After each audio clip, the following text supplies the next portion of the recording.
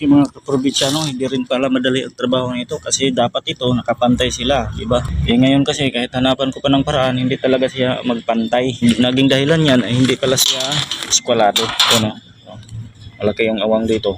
Kasi ito, lumihis, kumbaga. Hindi naman to maganda tingnan kung titingnan mo doon sa harapan naman to. Dapat kailangan natin tumayos. Kaya nga kahit sabihin natin madali lang to, pero pa rin dapat kailangan ayusin. Kaya yun yung dahilan para magtagal tayo ng kunti. So ayaw talaga, lalo lang masira to.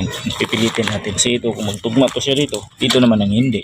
Pero kunti lang naman yung kuhan dito. Tignan natin yung sitwasyon. Ganyan sana yun eh. Tuwid yun dito para maganda tingnan. Dito naman, hindi magtugma doon sa hindi siya maganda tingnan. Kaya dapat ayusin natin to. Papalitan ko na lang siguro to. No? Dahil marami pa naman yung gagawin natin doon. Tsaka doon, o magagamit pa rin natin to. Nang ako ng iba. Para magiging karugtong niya. Kaya para mas mabilis siguro. Kahit ganito lang kasi itong mga probinsyano. Kailangan pa rin maayos natin ng kunti. Hanggat sa ating makakaya. Wala na talagang ibang para. Wala na tayong magawa. Meron pa kasi. Balik lang.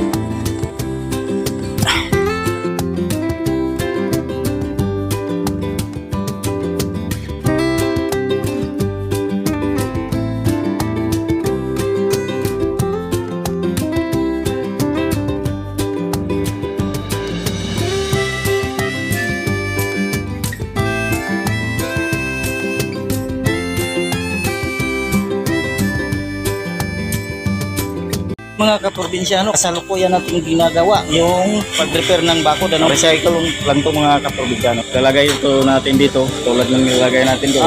Gusto ko lang i-share yung pagputol kasi nito at saka yung paggawa, paayos natin ng itong ginagawa natin. Okay, dahil ma-excel lang itong frame na to, kailangan natin dugtungan para sumakto doon, butas na yun. No?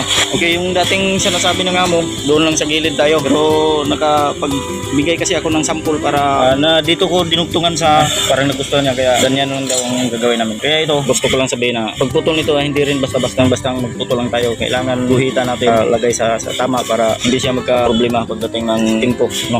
Na idugtong na natin. Kasi pag idugtong natin siya na hindi maayos yung pagkaputol niya, laki yung awang niya, ibig sabihin na hindi na malinis yung paggawa natin. Giging pangit na yun. Kaya yun ang sisikapin natin mga kaprobinsyano. Ang problema kasi nito mga kaprobinsyano, mahirap din intindihin, no? Kasi ito yung gitna natin, nagitnaan na natin rin. Kung makikita nyo yung direksyon ng wire mesh, dito siya, no? Dito siya sa bandang kanan. Dito naman sa bandang kaliwa ng wire na to. Ibig sabihin, hindi siya magkatugma, hindi siya magkaparehas. Kaya kung idugtong tayo, yun ang hanapan natin ng paraan para maganda pa rin. Balik na lang tayo mamaya pagkatapos.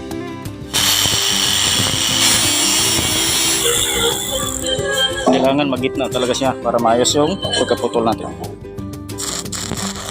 Halos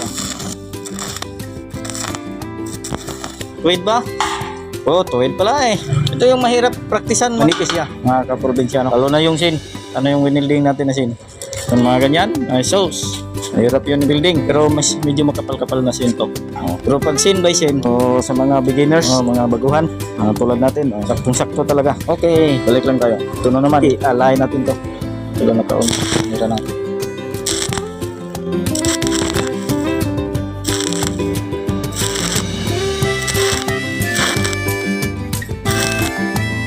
Hindi ako makakonsentrate.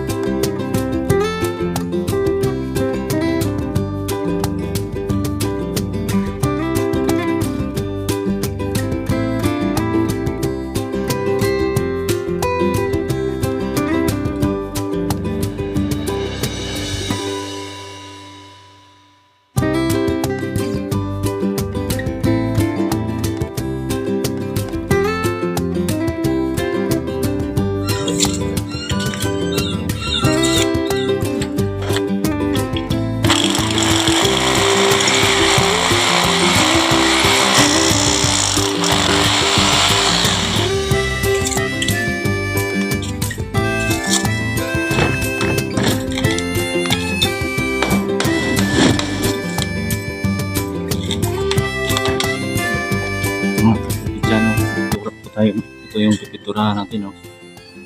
At pininturahan natin ng gray dati.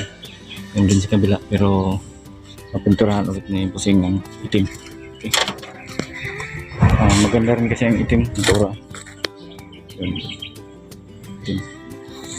Yung mga kapitid ano, yung hinahalo natin is thinner. Okay, yung itim na ginagamit natin. Ito, quick dry enamel, pintura na ito. Black Bay 690. Okay, yung price pala nito. Ito, 647 pala ito. Dalawa yung mili ng amo ko. Pintura natin ito. Doon kasi yung kadagalasan na ginagawa natin dito, no? Pintura na lang. Okay, medyo pahirapan yung pintura natin. Kasi hindi na tayo gumamit ng doon sa likod. So na to.